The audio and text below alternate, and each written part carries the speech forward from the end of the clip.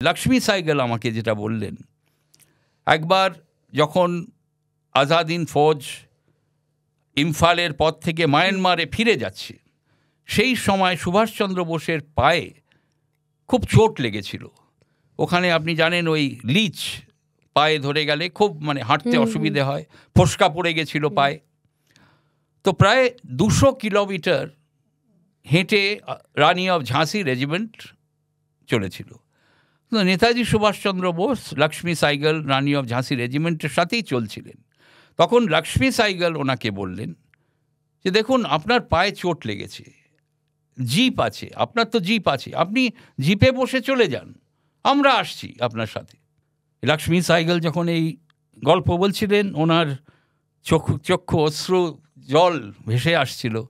উনি যেটা বললেন, সুভাষচন্দ্র বোস আমাদের বললেন, আমি আপনাদের নেতৃত্ব দিচ্ছি, আমি জিপে বসে যাব না।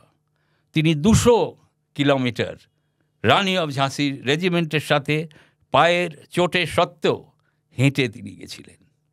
তো এই মানুষ ছিলেন সুভাষচন্দ্র বোস।